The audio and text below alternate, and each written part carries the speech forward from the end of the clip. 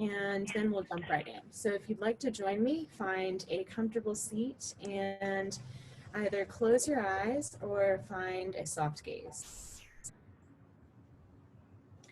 Start to drop into your body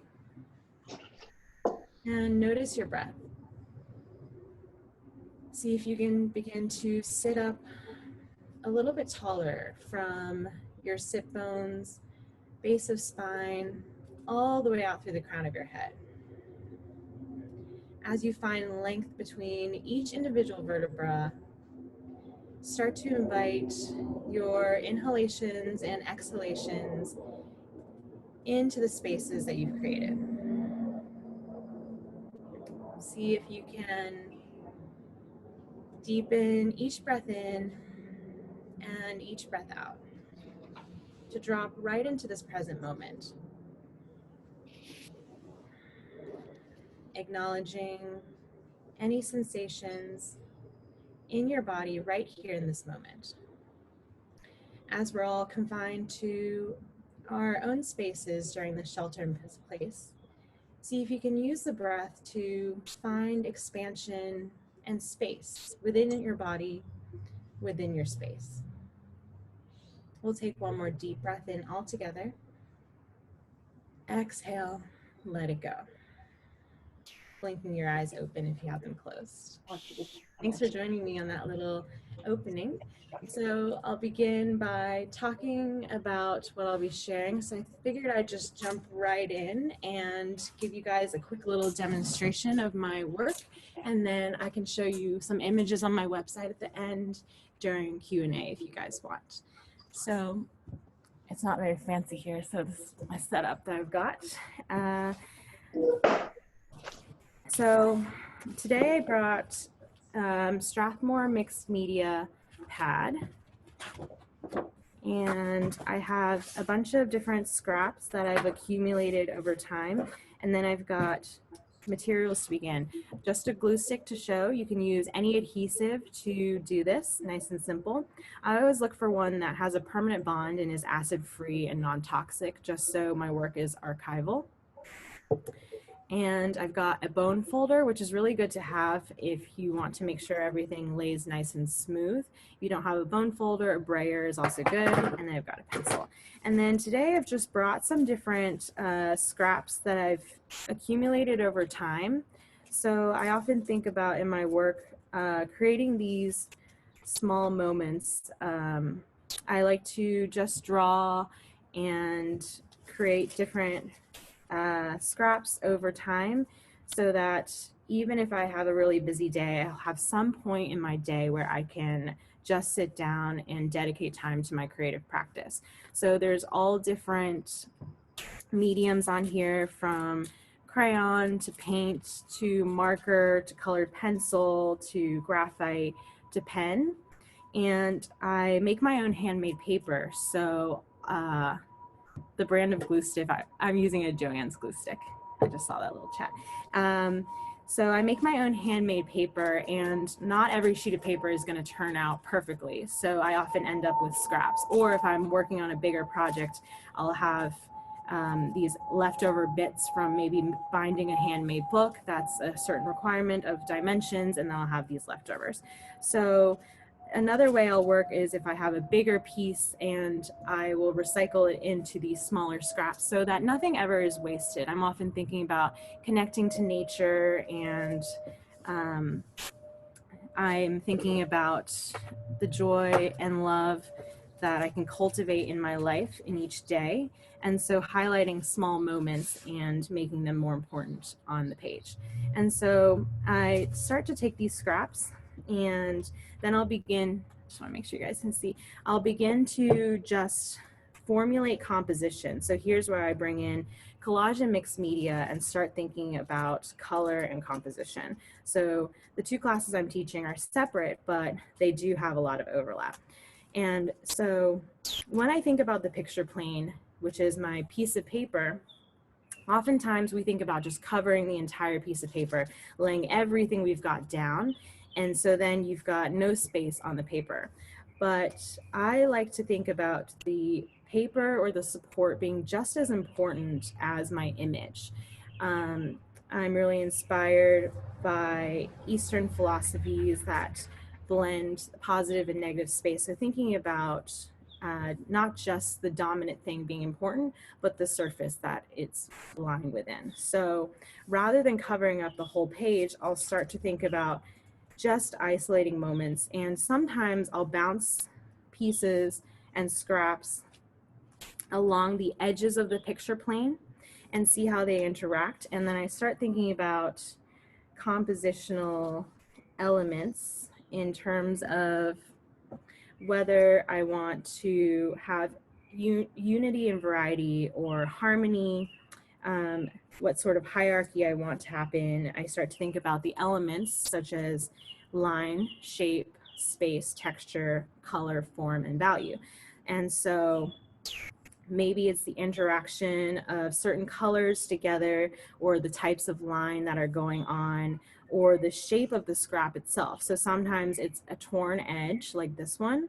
Other times it's got more of a hard edge. So thinking about that, the different types of, these two are both handmade paper, the different types of handmade paper create different textures, versus something that is more man-made, such as this piece of vellum here, which is your commercial paper. So thinking about these different textures as I move along the page. Lately, I've been really thinking about centering my compositions on the page. So playing with bringing elements together here.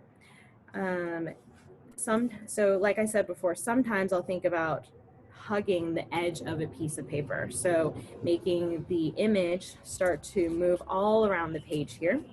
There's so many different scraps I can play with. And it's really fun just connecting your hands to pieces of paper and bringing your heart in along with it. I think of it as connecting hands to heart here as I move things around. And Now, Catherine Zally.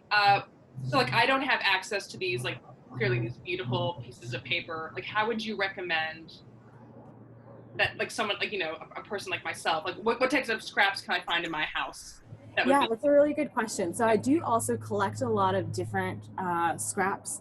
So I often have just anything that I have, such as lemon bags or packaging from a snack wrapper. If it's got a really pretty color or design on it, I'll save it. Maybe it's a catalog you get from a clothing store, and you can cut out pieces from there, whether you see something interesting, whether it's color, line, shape, texture that's in the magazine. so it sounds like you're constantly being inspired by Yes, yeah. exactly. And one good place to start is, if you want to start making your own paper scraps, but you don't really know how, is to just start painting pieces of paper, solid pieces of color. And if you start playing with the brush strokes on it, you'll automatically start to get different types of marks. So it could start out solid and then get a little bit more interesting. And the beautiful thing is, it doesn't really matter what the marks look like to start off, because you can always tear and change it into a different composition. So it's really freeing, and you don't have to put any pressure on yourself. So lately I've been thinking about, almost flew away there. It's a windy day, be careful. I know. So lately I've been thinking about the printmaking way of working, and just thinking about the overall imagery that prints typically have, where they center the image about equidistant from the sides and the top, leaving the bottom hanging. So that's often what you'll see if you're seeing an etching, a relief print, some sort of printmaking image. And so I've kind of taken the printmaking methodology here, and so I'll start to just gather things towards the center of my page and kind of accent it towards the center like this. So this is something I've been thinking about. And then I tend to think about whether I want the images to overlap. Oftentimes I'm working with translucency here. And so then I will be able to see lines come in from underneath. So I might just glue this one down so you can see, if that is a good plan, Ali. Yeah, sounds great. Yeah. Okay, so I brought this old catalog here that I got in the mail, and I like to just flip to a brand new page so that I know that it's clean, and then I'll take whatever piece I'm gluing and put it down here and start going from the center out. This way you know that you've gotten all the edges of your piece without getting glue all over the place. That's a good tip. I always have it all over my table Yeah. or And like then, a cutting board. Yeah. exactly. And then I'll just eyeball it and start to lay it down where I think I want it. And sometimes I'll take photos before I start just to, I don't see. And then I'll take my bone folder here and I'll just run it from the center out so that it's really nice and smooth. Like that. Now, if I don't have something like that, what can I use instead? You could just use a pencil, honestly, or a pen. It'll do the same thing. If you've got anything that will apply pressure, you just want to get pressure down on there right away, and then at the very end too. But it'll help to lay it down nice and smooth. And then I'll keep working and lay down the next item. Making sure you don't put it in the exact same place you just did. I might put it like this, and I'll just kind of run my finger on it. Sometimes it needs a little more glue. I'm doing this pretty fast, and sometimes I'll play around for hours before I decide to do anything. Today I'm just for demo purposes going to go ahead and glue it down. And then if it doesn't lay down, you can always go back and fix it. And then I'll do this last piece. And so a lot of the times, it's about just thinking about what kind of image you want to make. Maybe it's something really planned out. Maybe it's intuitive. For me, I work really intuitively, and I like to work abstractly, but it's always good to have the foundations of compositional elements and designs and principles in your toolbox of your brain to refer back to. So thinking about overlapping, or I think I glued this on the wrong side, overlapping, proximity, size and shape and color, and how they react to one another. So just threw that down really quick, but here's a little something. Oh, it's beautiful. Thanks. Now, what kind of paper is that? Or is that just the back of is that cardboard? I can't tell. So it's this tone tan mixed media pad. And it's really affordable on Amazon. And they have different colors. This one is tan, but they also have gray and blue. The tone tanned mixed media. Exactly. Strathmore. Media. I'm just putting that in the chat. And it comes in different sizes. I've got the 9x12 here. That's wonderful. And do you ever use like other types of, like, I mean, you can use white paper, you can use anything, or maybe something unexpected. Yeah. Yeah, you can use anything. I will work on thinner Eastern papers. I'll work on gluing it onto my handmade paper. I'll do this one, whatever I've got lying around. But for me, it's always important what my background is or my paper that I'm choosing, because white will read very differently than this. White's something different.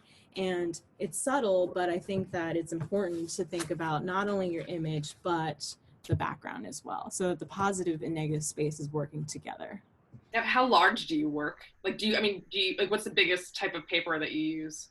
So I actually have made, in graduate school, I built my own decal box or paper making device, and it was 86 by 67 inches, so about 6.5 by 7.5 feet large. Oh, wow. And I would pull these sheets of paper and then I would print on them and run them through the printmaking press. And you made that paper? You made this paper? Mm-hmm. Yeah. Oh, and so It was super fun, and I would walk around all four sides of the decal box and I would pull it by myself. So most people typically pull it with a team, but I would just work really slowly and mindfully, kind of bring in my yoga practice and walk around the four sides and pour the water and the pulp in the box and mix it around, and then use a lot of strength, pull the plastic tarp off, and then I'd let it dry. So it's a very slow, patient process that you need to be involved in. And then waiting time is also a big part of it too. So waiting for the paper to dry. And how long did a sheet take to make? So a sheet doesn't actually take too long, but it does take about, I usually would soak my pulp fiber for, I'd soak it overnight, and then I beat it for 8.5 hours the next day. And then, and then I'd add sizing to it so that it would be water, so I could watercolor on it if I wanted to. And then I would pull the sheet, and the sheet itself to form would probably only take 30 minutes, but then it'll probably take a day to dry. So it's several days before you can finally work on the sheet of paper. Oh, that's incredible. Well, I've already said I want to get you in to do a paper making class as soon Yes, as we I can, would love as that. soon as we can open up. So I'm just going to read off some questions. So if anyone has questions, you could put into the chat. Someone asked, how do you frame your work? How do I frame my work? That's a good question. I like, well, if it's on this thicker paper, I will often just put it into any frame, like an IKEA frame is good at home. Or if I'm showing it in a show, then I like to float mount it so that it's basically got a mat, and then it's got hinging tape on the corners, and so it looks like it's floating in the frame. Yeah. All four sides. And since you're using archival paper, there's no issues with yellowing. Yeah. We have a question. Do you add paint or draw onto your work? Yes, I do. So sometimes I'll go back in and add paint and draw. I can show some images here on my screen. We love that. Let's see. Share screen. 1 second. I think I have to have it pulled up. One moment as I pull it up. Share screen. Here we go. Okay, so here are some other images I have on my website. Some similar things to what I was doing here. Let's see. I think all of this one, for example, I did add drawing on top of the collage element that I have here. Here as well, I've got some added parts. And then this, for example, is from the negative space of something I've already cut out. So you can see that I've cut something out, and then this is the remainder. So anything goes. Let's see. Sometimes it'll be more just a representational object. I like to journal a lot, so I do draw things from travel. So this is from Costa Rica, actually, and then it might just be kind of an element like this. And then I also include collage elements in handmade books. So for example, this is a book that I've made, and here's just actually a scrap from a chip bag sewn in with some handmade paper. And then here's some graphite drawing on it too. Oh, like potato chips. Yeah. Oh, how cool. Do you use like nature, like elements from outdoors, like leaves, or what's your recommendation on that? Sometimes I do, actually. I don't have any good images, but yeah, if I take a leaf or flower from outside for my journal, I'll press it in some books with some wax paper so it doesn't damage the book, and then I'll just leave it for a while until I remember it, and then it's nice and flat, and then you can just glue it in your book. Is there anything to consider when using kind of natural elements, like in terms of like decay or kind of ruining paper? I don't think it'll ruin the paper, but it will probably decay over time. So I usually do it in my journal and not so much with the fine art that I'm selling. Yeah. I'm just going to look at some questions. Anna Chen asked, for layering, what do you use to make something come off the page, like floating off the page? Layering to come off the page. Is there an example? I don't know if I have any that really come off the page. Well, I think what she's referring to is that it looks like, I think just the way you layered it, it looks like there's almost like there's like dimension to it. Huh. I guess I am thinking about depth forward and back and side to side. So like a push pull in the picture plane. And then, so typically when we talk about a picture plane, it goes forward and back and side to side. And it depends on, and so there's an element of temporal space and just that abstract space. So you might be thinking about something representational or abstract. So I guess that helps with, if I'm layering things one on top of the other, there can be a sense of depth depending on where the element is sitting on the page. I don't know if that's super helpful or what. Yeah, well, I still think the types of you know, the element kind of, and then when they're layered on top of each other, it does kind of bring a sense of depth.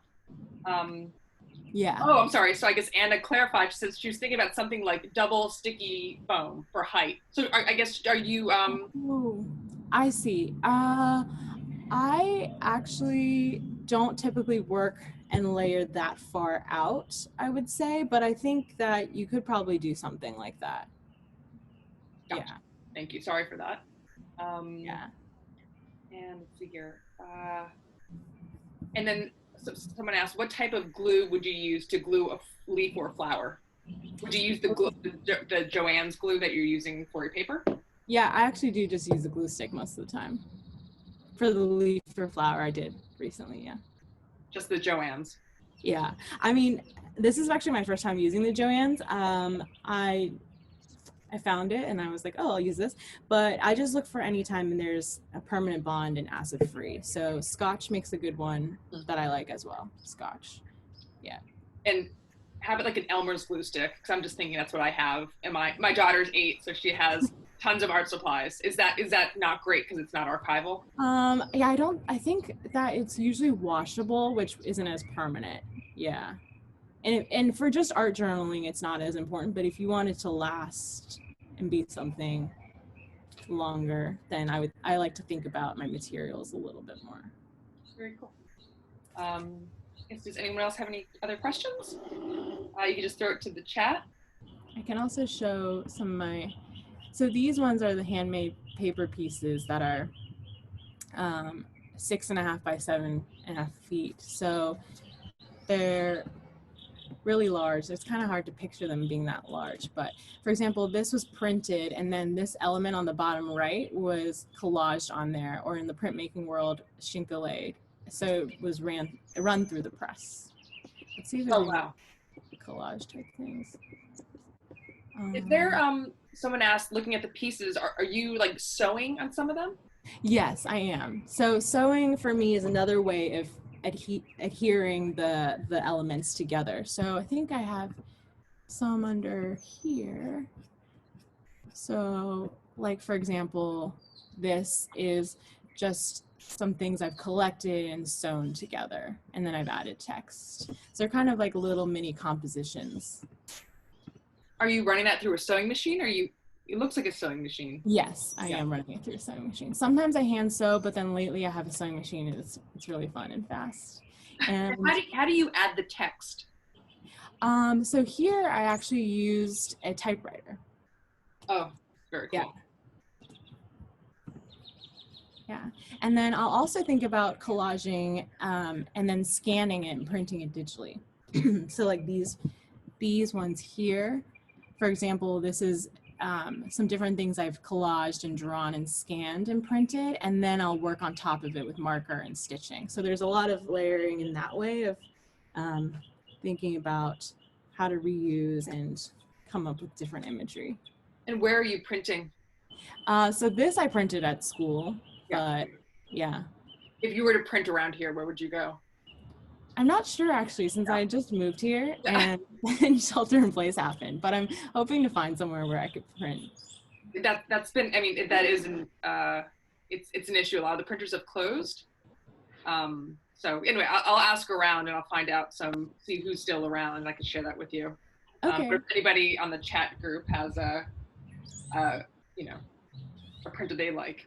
So someone asked, where do you get your inspiration? Ooh, that's a good question. So it's funny because I actually just listened to Lonnie's talk, and it's similar. I come into a state of mind. So I guess I have a strong meditation and yoga practice that really feeds into my creative practice. And um, I am hoping to convey a sense of inner peace, love, and joy with my work, as well, and a way of being grateful for each moment in life as best as I can. So I guess I'm constantly looking around in my daily life. So I'm really inspired by nature, small moments that happen in my life, as well as just noticing things like shadows and lights and colors and textures around me. So being in a state of always observing my surroundings and being present as best as I can. So living my life as fully as possible, because I think that a lot of times when we're on autopilot, these things can just go fly right by. Yeah, very true. I think that's the one I'm trying to stay positive about, the current situation. And I do want to savor, being at home and slowing things down and not having 1,000 obligations over the weekend and not rushing with the commute and enjoying the birds outside like you are in Yeah. your studio. um, Exactly. and I guess one last question before we end. Where did you learn to make handmade paper? I mean, I know you went to, you did your MFA at University of Georgia. Did you start before that, or is it something you picked up in art school? So I actually had wanted to make handmade paper for a really long time, and then when I got to grad school, I knew there was a program, but the classes were always really full there actually. So I realized that if I wanted my third year thesis work to be revolved around handmade paper, I'd have to get in there faster. So I actually interned at the Morgan Conservatory in Cleveland, Ohio, and they're the largest paper making um, organization, like as in terms of space in the country. And so they've got Eastern and Western paper making. They grow their own kozo garden. They do natural dyeing. They do all these different workshops. And so I was able to intern and help out and make paper and learn there and assist with different workshops. So got my start there. And then I was able to come back in my third year and then took a full year of paper making there.